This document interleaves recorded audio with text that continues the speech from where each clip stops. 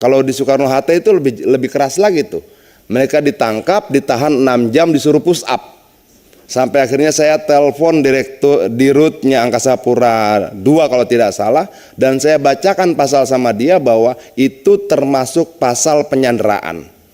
Jadi kalau dulu saya pernah berdiskusi dengan teman-teman Gojek, supir ojeknya, lalu kita petakan kira-kira ada sekitar 12 sampai 14 pasal yang dilanggar dari driver online roda 2 ini. Pelanggaran itu dilakukan oleh negara, pelanggaran itu dilakukan oleh perusahaan, pelanggaran itu dilakukan oleh supir ojek, pelanggaran itu juga dilakukan oleh penumpang ojeknya. Luar biasa ya. Jadi semua kita paksa untuk melanggar undang-undang hanya karena ini. Tapi dalam konteks kehidupan bernegara memang selalu terjadi seperti ini. Dinamika teknologi jauh lebih cepat dibandingkan kemampuan negara menyesuaikannya dalam peraturan perundang-undangannya.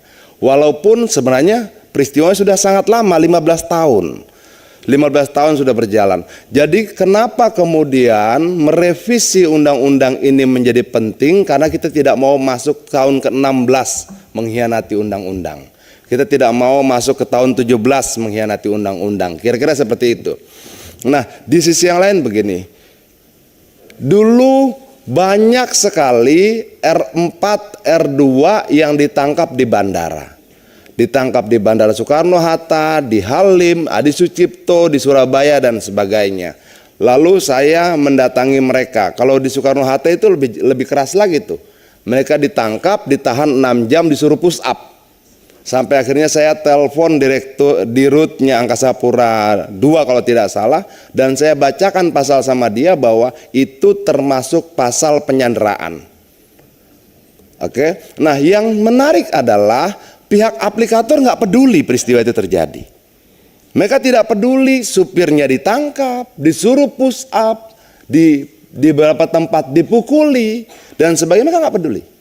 Mereka nggak peduli mobilnya rusak. Mereka tidak peduli SIM-nya habis. Mereka tidak peduli olinya kurang. Mereka tidak peduli apapun yang terjadi di jalanan. Hal yang tidak terjadi pada perusahaan angkutan yang lain. Taksi-taksi yang offline itu dia urus poolnya, dia urus olinya, tabrakan dia bertanggung jawab, supirnya ditangkap, dia urus ke polisi dan sebagainya. Tapi keuntungannya sepertinya lebih besar yang online ini. Nah, kalau begini pimpinan, kalau kita nggak atur ini dengan baik, kita juga berlaku tidak adil sama rakyat. Dan menurut saya ini harus menjadi bagian penting dalam pasal kita nanti mengatur. Dulu kalau tidak salah pernah sempat 10% ya jatah aplikator itu kan. Dan dia naik terus 10, 15, 20. Dalam prakteknya di atas 20. Nah, menurut saya sambil kita menunggu, jika diizinkan pimpinan, sambil kita menunggu proses revisi undang-undang ini, memungkinkan tidak ini kita jadikan kesimpulan untuk kita sampaikan kepada Menteri Perhubungan agar tarifnya diturunkan lagi jadi 10%. Kenapa nggak punya tanggung jawab apa-apa? Nggak punya pool, nggak punya montir, nggak ngurus ketangkap, nggak apa-apa segala macam, tiba-tiba dapat 20%. Kalau kita tidak atur ini, percayalah kita baik pada mereka, tapi berlaku tidak adil pada perusahaan angkutan yang lain.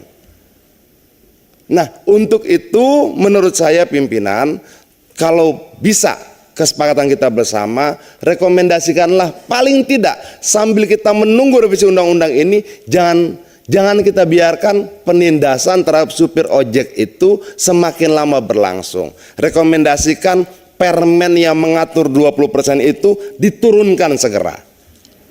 Karena kita tidak bisa menjamin proses revisi ini selesai 2 bulan, 3 bulan, 1 tahun atau 2 tahun.